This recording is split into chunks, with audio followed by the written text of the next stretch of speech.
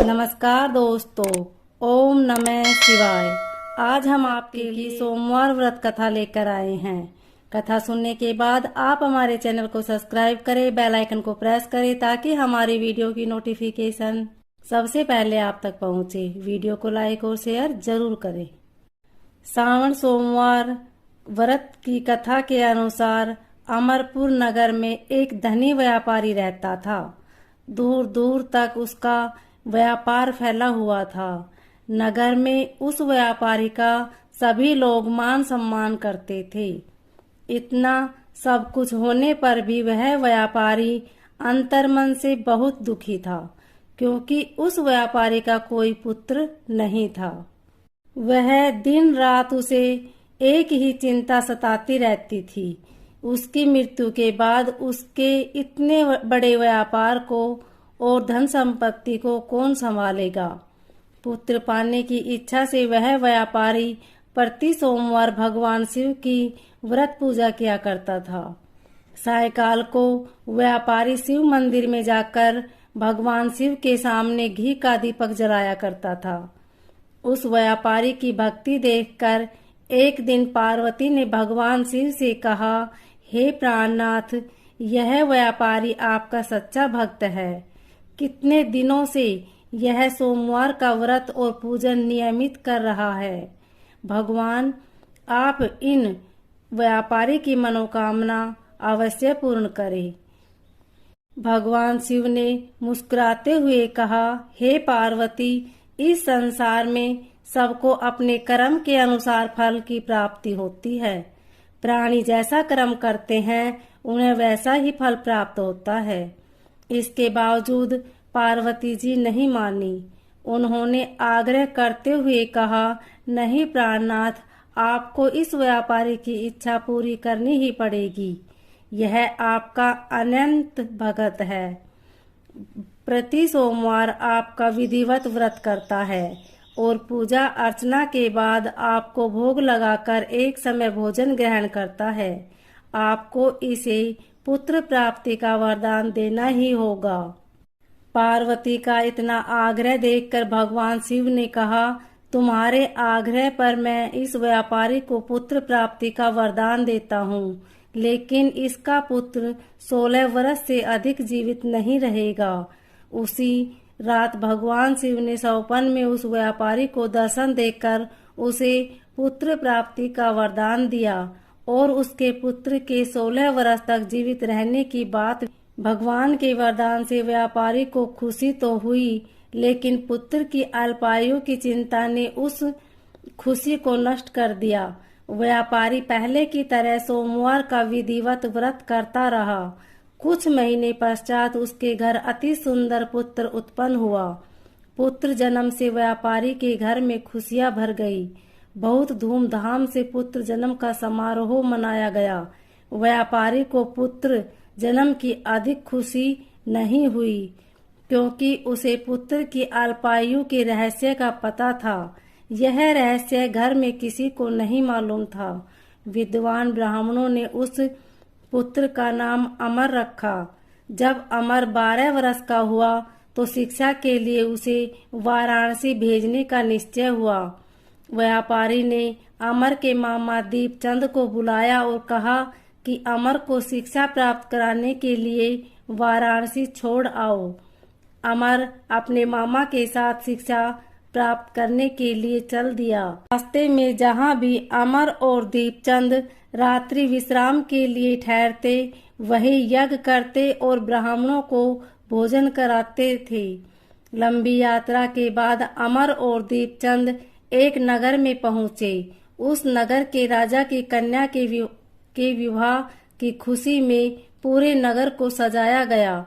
निश्चित समय पर बारात आ गई, लेकिन वर का पिता अपने बेटे के एक आंख से काना होने के कारण बहुत चिंतित था। उसे इस बात का भय सता रहा था कि राजा को इस बात का पता चलने पर कहीं वह विवाह से इनकार न कर दे, इससे उनकी बदनामी होगी। वर के पिता ने अमर को देखा तो उसके मस्तिष्क में एक विचार आया। उसने सोचा, क्यों न इस लड़के को दूल्हा बनाकर राजकुमारी से विवाह करा दूं। विवाह के बाद इसको धन देकर विदा कर दूंगा और राजकुमारी को अपने नगर में ले जाऊंगा। वर के पिता ने इसी संबंध में अमर और दीपचंद से बात की। दीपचंद ने धन मिलाने के लालच में वर के पिता की बात स्वीकार कर ली।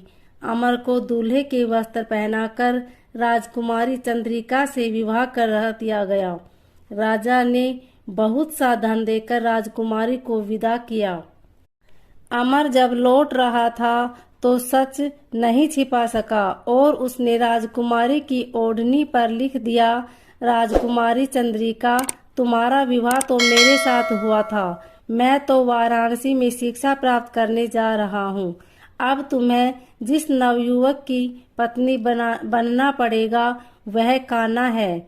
जब राजकुमारी ने अपनी ओढ़नी पर लिखा हुआ पढ़ा तो उसने कान्हे लड़के के साथ जाने से इनकार कर दिया।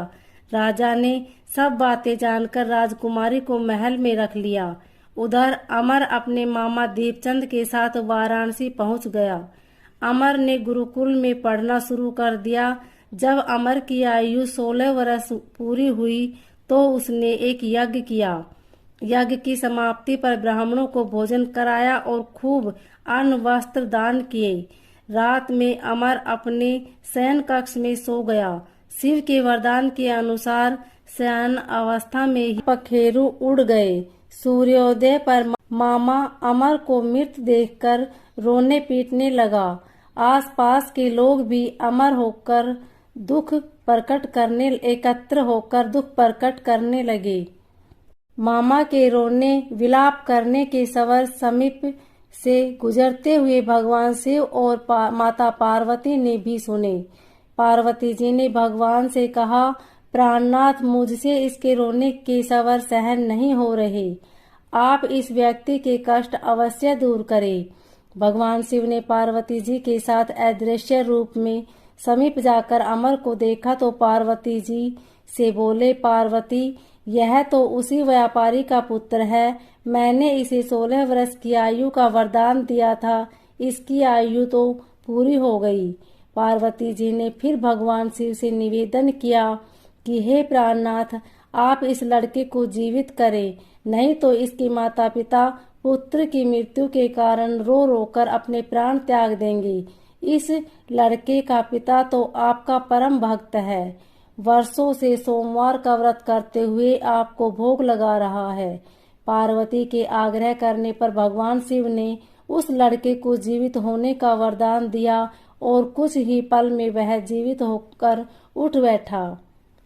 शिक्षा समाप्त करके अमर मामा के साथ अपने नगर की ओर चल दिया। दोनों चलते हुए उसी नगर में पहुंचे जहां अमर का विवाह हुआ था। उस नगर में भी अमर ने यज्ञ का आयोजन किया। समीप से गुजरते हुए नगर के राजा ने यज्ञ का आयोजन रखा। राजा ने अमर को तुरंत पहचान लिया। यज्ञ समाप्त होने पर राजा अमर और उसके मामा को महल में ले गया और कुछ दिन उन्हें महल में रखकर बहुत सा धन वस्त्र देकर राजकुमारी के साथ विदा किया। रास्ते में सुरक्षा के लिए राजा ने बहुत से सैनिकों को भी साथ भेजा। दीपचंद ने नगर में पहुंचते ही एक दूत को घर भेजकर अपने आगमन की सूचना भेजी। अपने बेटे अमर के जीवित वापस लौटने की सूचना से व्यापारी बहुत प्रसन्न हुआ। व्यापारी ने अपनी पत्नी के साथ स्वयं को एक कमरे में बंद कर रखा था। भूखे प्यासे रहकर व्यापारी और उसकी पत्नी बेटे की प्रतीक्षा कर रहे थे। उन्होंने प्रतीक्षा कर रखी थी कि यदि उन्हें अपने बेटे की मृत्यु का समाचार मिला तो दोनों अपने प्राण त्याग देंगे। व्यापारी अपनी पत्नी और मित्रों के साथ नगर के द्वार पर पहुंचा। अपने बेटे के विवाह का समाचार सुनकर पुत्र वधू राजकुमारी चंद्रिका को देखकर उनकी खुशी का ठिकाना न रहा। उसी रात भगवान शिव ने व्यापारी के सपन में आकर कहा, हे श्रेष्ठी, मैंने तेरे सोमवार की व्रत करने और व्रत कथा सुनने से प्रसन्न होकर तेरे पुत्र को लंबी आयु प्रदान की है। व्यापारी बहुत प्रसन्न हुआ। सोमवार का व्रत करने से व्यापारी के घर में खुशियां लौट आई।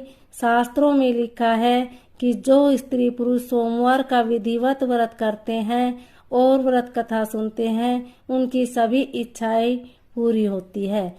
ओम